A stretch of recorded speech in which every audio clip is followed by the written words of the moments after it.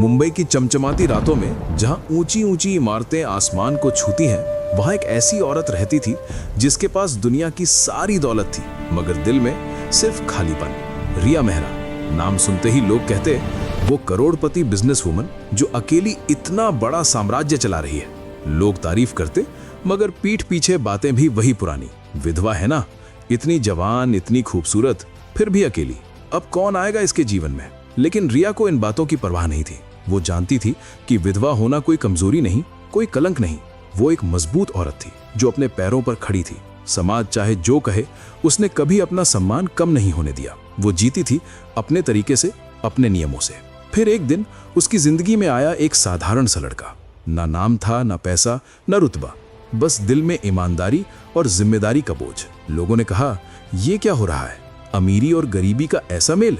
मगर किसे पता था कि यही मिलन दो टूटी जिंदगियों को जोड़ने वाला था।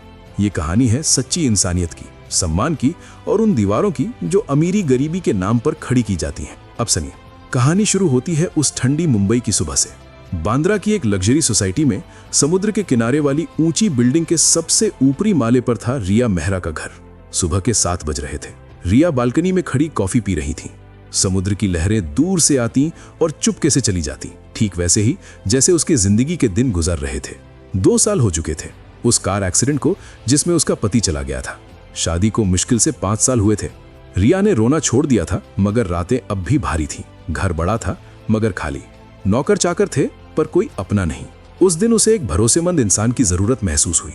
पुराना ड्राइवर कम हेल्पर नौकरी छोड़ चुका था। घर का काम, गाड़ी, थोड़ी बहुत दूसरी जिम्मेदारियां सब संभालने वाला कोई चाहिए था। लोकल एजेंसी से कुछ लोग इंटरव्यू के लिए आने वाले थे। रिया ने सोचा, देखते हैं कोई सही मिलता है या नहीं। दोपहर करीब 2 बजे बेल बजी। रिया ने खुद दरवाजा खोला। सामने खड़ा था एक साधारण सा नौजवान। साफ सुथरे कपड़े, चेहरे पर मेहनत की लकीरें, आंखों में ईमानदारी, कद लंबा, रंग गेहुआ। नमस्ते मैम, मेरा नाम विक्रम सिंह है, नौकरी के लिए आया हूँ। रिया ने उसे अंदर आने को कहा। विक्रम ने बड़े अदब से सोफे के किनारे पर बैठते हुए कहा, मैम, मैं पिछले 8 साल से मुंबई में हूँ। गांव से आया था। पहले फैक्ट्री में काम किया, फिर ड्राइविंग सीखी। जो काम देंगी पूरी ईमानदारी से करूंगा। रिया ने कुछ सवाल किए। विक्रम ने बिना हिचक जवाब दिए। बताया कि उसकी माँ बहुत बीमार है, कैंसर का इलाज चल रहा है, पैसे की बहुत तंगी है। साथ में उसका छोटा भतीजा आरव भी है, सिर्फ 6 साल का। आरव के माँ बाप एक हादसे में चले गए थे, तब से विक्रम ही उसे पाल रहा है। स्कूल, खाना, सब उसकी जिम्मेदारी। रिया चुपचाप सुनती रही। बाकी कैंडिडेट्स भी आए, मगर उसका मन विक्रम पर अटक गया।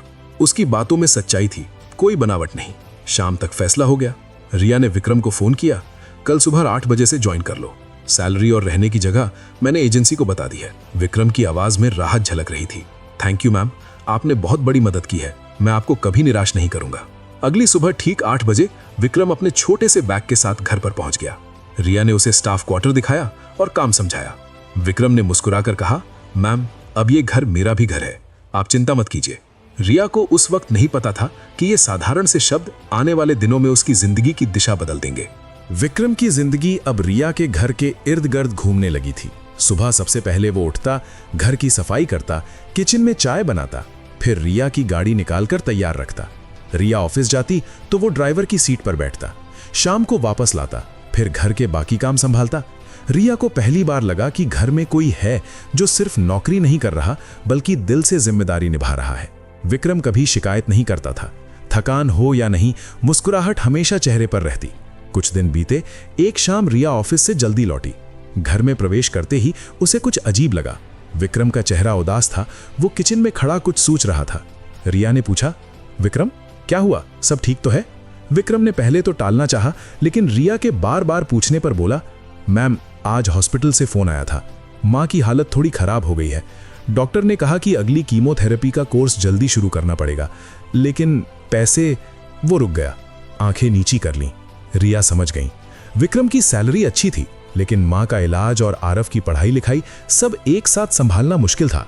रिया ने कुछ नहीं कहा, बस बोली, तुम चिंता मत करो, मैं देख लूंगी। विक्रम ने चौंक कर देखा। नहीं मैम, ये आपकी जिम्मेदारी कैसे? मैं किसी से उधार नहीं लेता। रिया मुस्कुराई। ये उधार नहीं है विक्रम, तुम इस घर का हिस्सा हो और घर के लोग एक दूसरे की मदद करते हैं। विक्रम कुछ बोल नहीं पाया, बस सिर झुकाकर खड़ा रहा। उसी रात रिया ने चुपके से हॉस्पिटल में फोन किया। विक्रम की मां का सारा पुराना बिल क्लियर करवाया, अगली कीमोथेरेपी का पूरा खर्चा भी अपने अकाउंट से ट्रांसफर कर दिया। किसी को पता नहीं चलना चाहिए था, इसलिए उसने हॉस्पिटल वालों से साफ कह दिया, पेशेंट के बेटे को मत बताना कि पैसा किसने दिया। अगले दिन सुबह विक्रम का फोन आया। उसकी आवाज कांप रही थी। मैम, हॉस्पिटल से कॉल आई थी, सारे बिल क्लियर हो गए हैं, अगला ट्रीटमेंट भी फ्री में शुरू हो जाएगा। मैं समझ नहीं पा रहा यह चमत्कार कैसे हुआ। रिया ने शांत स्वर में कहा, विक्रम, ऊपर वाला देख रहा है, अच्छे लोगों के साथ अच्छा ही होता है, तुम बस मां का ख्याल रखो। विक्रम फोन पर ही रो पड़ा। मैम, मैं जिंदगी भर आपका एहसान नहीं उतार पाऊंगा। रिया बोली, एहसान की बात मत करो, बस खुश रहो। इसके बाद विक्रम का व्यवहार और भी बदल गया। वो रिया को मैम नहीं बल्कि दिल से सम्मान देने लगा। घर में एक अजीब सी गर्माहट आने लगी। एक दिन आरव भी घर पर आया। विक्रम की मां हॉस्पिटल में थी तो वो आरव को साथ लाया था। 6 साल का मासूम बच्चा, बड़े बड़े आंखों वाला। घर में घुसते ही दौड़ता हुआ रिया के पास आया। आंटी, आप बहुत अच्छी हो। रिया हंस पड़ी। पहली बार कई महीनों बाद उसके घर में बच्चे की हंसी गूंजी। उसने आरव को गोद में उठाया, उसके लिए चॉकलेट लाई, उसके साथ खेली। आरव ने रिया का हाथ पकड़कर कहा, आंटी, आप मेरी मम्मी जैसी हो। रिया की आंखें भर आईं। उसने आरव को सीने से लगा लिया। दूर खड़ा सब देख रहा था। उसकी आंखों में भी नमी थी। धीरे धीरे घर का माहौल बदलने लगा। विक्रम और रिया के बीच बातें होने लगी। पहले सिर्फ काम की, फिर जिंदगी की। विक्रम अपनी मां और आरव की बातें करता, रिया अपनी बिजनेस की टेंशन शेयर करती। लेकिन बाहर की दुनिया अभी खामोश थी। सोसाइटी वालों को अभी कुछ पता नहीं था। फिलहाल तो बस एक छोटा सा परिवार बन रहा था, बिना नाम के, बिना रिश्ते के। मगर किसे पता था कि यह शुरुआत ही आगे चलकर तूफान लाने वाली थी। समय गुजर रहा था। विक्रम का घर में आना अब रोज की आदत बन चुका था। आरव भी अब हफ्ते में 3-4 दिन रिया के घर आ जाता।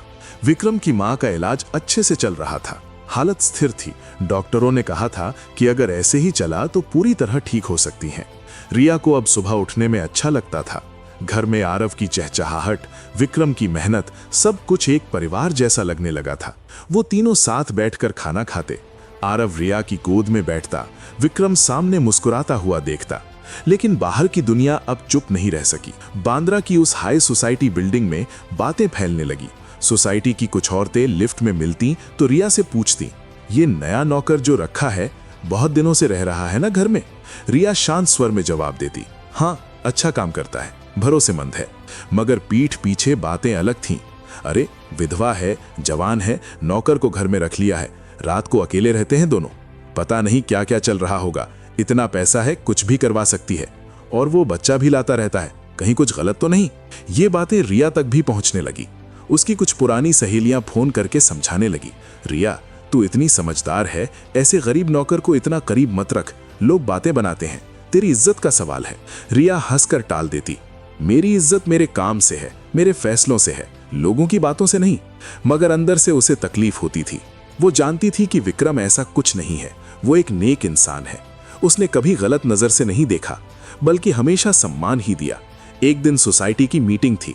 कुछ लोगों ने मुद्दा उठाया, स्टाफ को घर में परमानेंट रहने नहीं देना चाहिए, सिक्योरिटी रिस्क है। सबकी नजर रिया पर थी। रिया ने शांत होकर कहा, मेरा स्टाफ मेरी जिम्मेदारी है, जो मुझे सही लगता है वही करूंगी। वो मीटिंग से उठकर चली आई। घर पहुंचते ही उसकी आंखें भर आईं। विक्रम ने देख लिया। मैम, क्या हुआ? आप परेशान लग रही हैं। रिया ने कुछ नहीं कहा, बस बोली, कुछ नहीं विक्रम, तुम अपना काम करो।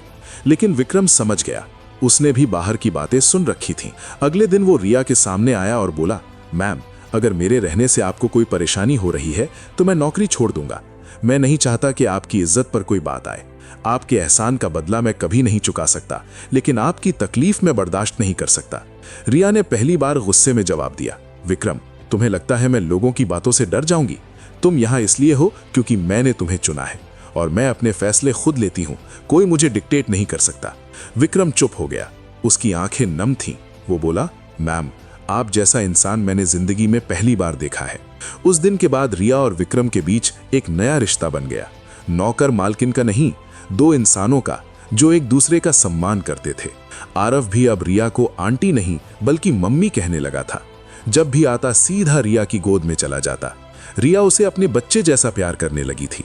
लोग बातें करते रहे, अफवाहें और तेज हुईं, मगर रिया और विक्रम ने फैसला कर लिया था वो अपने तरीके से जिएंगे, क्योंकि उन्हें पता था कि उनका रिश्ता साफ है, दिल से दिल तक।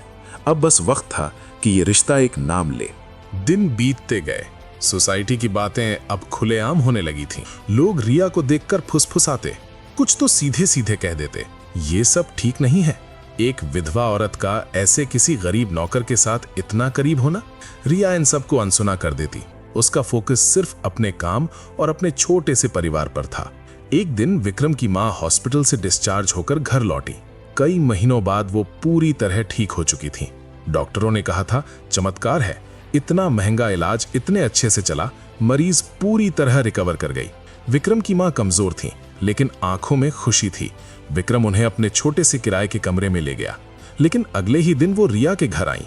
रिया ने दरवाजा खोला तो सामने विक्रम की मां खड़ी थी, हाथ जोड़े हुए। बेटी, मैं तुम्हारे पैर छूने आई हूं। रिया ने झुककर उन्हें रोका। आंटी, ऐसा मत कीजिए, आप मेरी मां समान है। मां की आंखों से आंसू बह रहे थे। वो बोली, मैं सब जानती हूं बेटी, हॉस्पिटल वालों ने नहीं बताया, लेकिन मुझे पता है कि मेरे बेटे के पास इतने पैसे कहां से आए। तूने मेरी जान बचाई। मैं एक गरीब औरत हूं, कुछ दे नहीं सकती, बस आशीर्वाद दे सकती हूं। रिया की भी आंखें भर आईं। उसने मां को अंदर बुलाया, बैठाया, चाय दी। मां ने रिया का हाथ पकड़ा और बोली, बेटी, मैंने अपनी जिंदगी में बहुत दुख देखे हैं। मेरा बेटा विक्रम बहुत नेक है, वो कभी किसी का बुरा नहीं सोचता। तूने उसके लिए इतना किया, अब मैं तुझे एक बात कहने आई हूं। रिया चुपचाप सुनती रही। मां बोली, मैं चाहती हूं कि तू मेरी बहू बने। विक्रम तेरे लायक नहीं है, मैं जानती हूं, लेकिन जिस तरह तूने हमारी जिंदगी बचाई, उस एहसान का बदला सिर्फ यही हो सकता है कि हम तुझे अपना बना ले। रिया स्तब्ध रह गई। उसने कुछ नहीं कहा, बस मां को गले लगा लिया। दोनों मां बेटी की तरह रोने लगी। शाम को विक्रम को जब पता चला तो वो रिया के सामने आया। मैम, मां ने क्या कहा ये गलत है। आप इतनी बड़ी इंसान हैं, मैं तो सिर्फ एक नौकर हूं। मैंने कभी सपने में भी नहीं सोचा था। रिया ने पहली बार विक्रम की आंखों में सीधे देखा। बोली, विक्रम, तुम नौकर नहीं हो, तुम इस घर के सबसे बड़े इंसान हो। तुमने मुझे वो सम्मान दिया जो इस दुनिया में किसी ने नहीं दिया। तुमने कभी मेरे विधवा होने को कमजोरी नहीं समझा। विक्रम चुप रहा। फिर एक दिन वो दिन आया जिसका किसी को अंदाजा नहीं था। आरव का जन्मदिन था। विक्रम ने छोटी सी पार्टी रखी थी। घर में सिर्फ 4 लोग थे, रिया, विक्रम, आरव और विक्रम की मां। केक कटा। आरव ने सबको खिलाया। फिर वो रिया के पास आया और बोला, मम्मी, मैं एक गिफ्ट मांगू। रिया हंस पड़ी। बोल बेटा, क्या चाहिए? आरव ने विक्रम का हाथ पकड़ा और रिया के सामने लाकर बोला, मम्मी, आप पापा से शादी कर लो ना, ताकि हम हमेशा साथ रहें। कमरे में सन्नाटा छा गया। विक्रम की मां मुस्कुरा रही थी। विक्रम सिर झुकाए खड़ा था। रिया की आंखों से आंसू बहने लगे। उसने आरव को गोद में उठाया और विक्रम की तरफ देखा। फिर धीरे से बोली, विक्रम, अगर तुम्हें कोई ऐतराज ना हो तो मैं तुम्हारे साथ अपनी जिंदगी बिताना चाहती हूं। विक्रम ने सिर उठाया।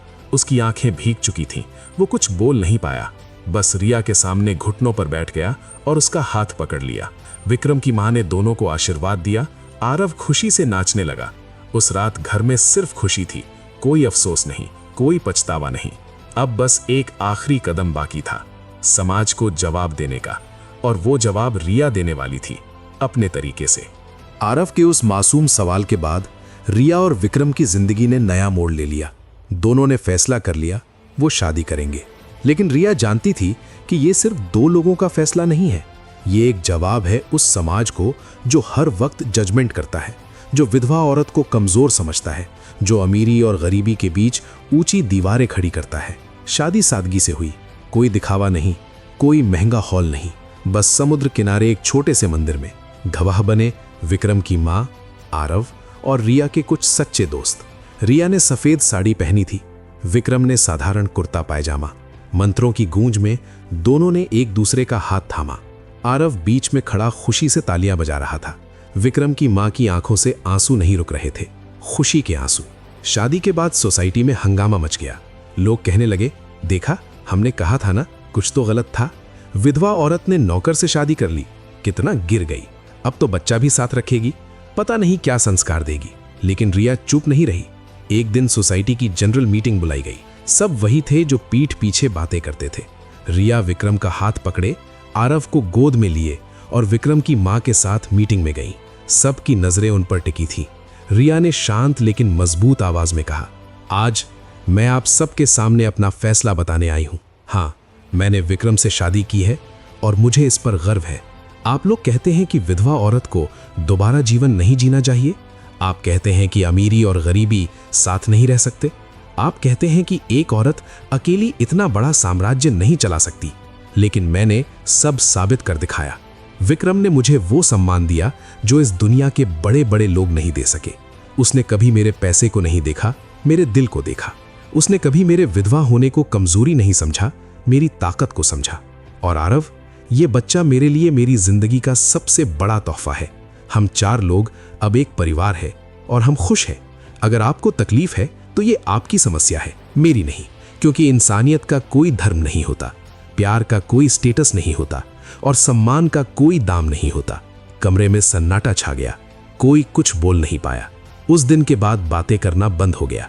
कुछ लोग शर्मिंदा हुए, कुछ ने तारीफ करना शुरू कर दिया और जो नहीं बदले वो अपनी दुनिया में रह गए। समय आगे बढ़ा। रिया का बिजनेस और बड़ा हुआ। विक्रम अब सिर्फ नौकर नहीं, उसका पार्टनर था। दोनों साथ मिलकर काम करते। आरव बड़ा हो रहा था, स्कूल में टॉपर, घर में सबका लाडला। विक्रम की माँ अब दादी बनकर आरव को कहानियां सुनाती। रिया अक्सर बालकनी में खड़ी समुद्र को देखती और मुस्कुराती। वो जानती थी जिंदगी ने उसे दूसरा मौका दिया था और उसने उसे दोनों हाथों से थाम लिया। ये कहानी है उन तमाम औरतों की जो समाज की बातों से डरती नहीं। ये कहानी है उन मर्दों की जो औरत की ताकत को सलाम करते हैं। और ये कहानी है उन बच्चों की जो प्यार से बड़ा कुछ नहीं समझते। अमीरी, गरीबी, विधवा, शादीशुदा, ऊंच नीच, ये सब दीवारें इंसान खुद बनाता है और इन्हें तोड़ना भी इंसान के ही बस में है। अगर दिल साफ हो, इरादा नेक हो, तो कोई दीवार नहीं रोक सकती। रिया, विक्रम, आरव और उनकी माँ आज भी मुंबई के उस घर में खुशी से रहते हैं और उनकी खुशी का राज सिर्फ एक है, सच्ची इंसानियत और बेइंतहा सम्मान। धन्यवाद इस कहानी को सुनने के लिए। अगर ये कहानी आपको छू गई हो तो इसे आगे शेयर कीजिए, क्योंकि दुनिया को ऐसी कहानियों की ज़रूरत है।